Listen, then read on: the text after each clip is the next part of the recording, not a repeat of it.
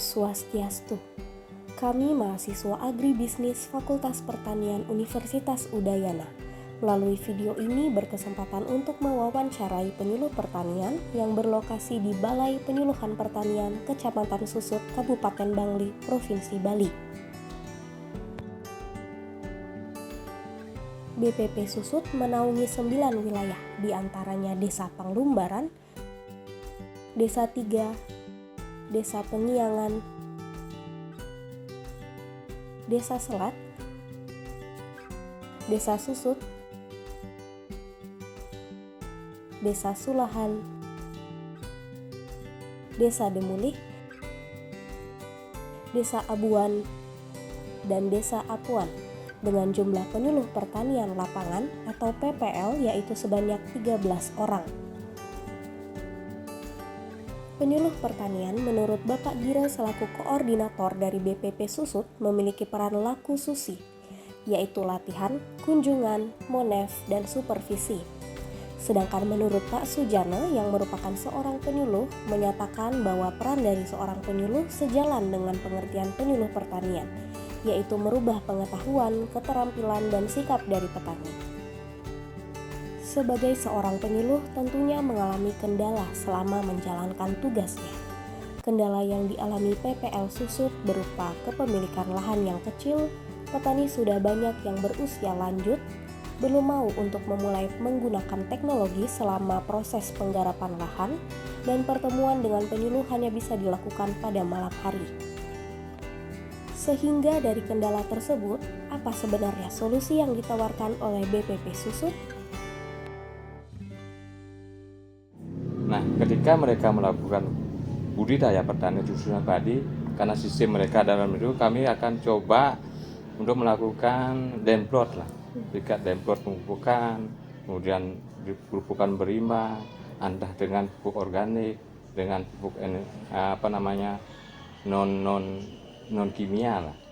Itu yang kami lakukan untuk menopang kedepannya, karena sekarang di lahan pertanian yang kami punya wilayah yang 7 desa ini, keadaan tanah mereka sudah hampir 100% sudah di pH mereka sudah hampir ada di atas, kadang-kadang di bawah mereka.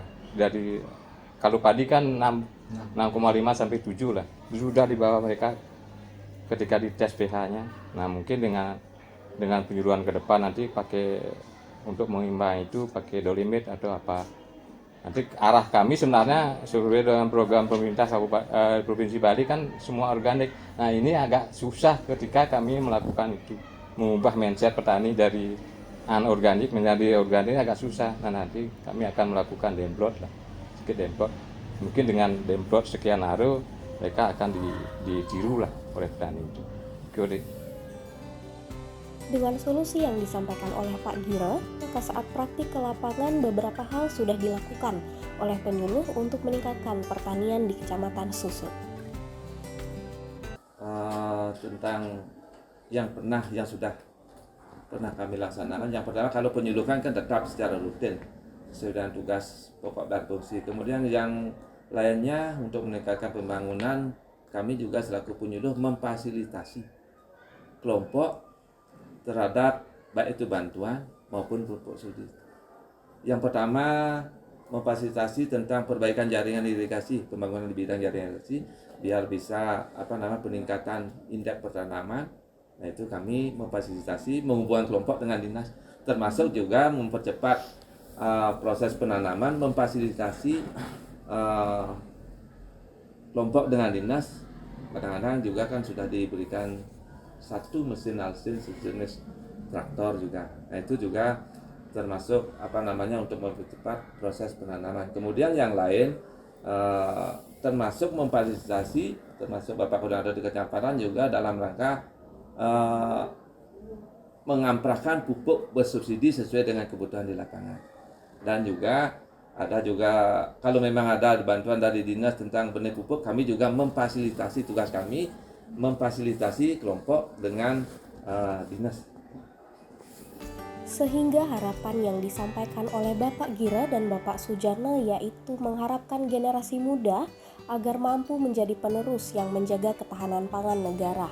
Dan bagi petani diharapkan mampu menjadi pelopor untuk segala perubahan, agar kiranya petani memiliki inisiatif dan inovasi sebelum dicontohkan oleh penyuluh, sehingga kedepannya petani dapat mandiri dalam berkarya dan mengusahakan lahannya. Selanjutnya Pak Sujana akan mengajak kita bersama menuju ke salah satu desa binaan, yaitu Desa Apuan. Berikut penjelasan singkatnya.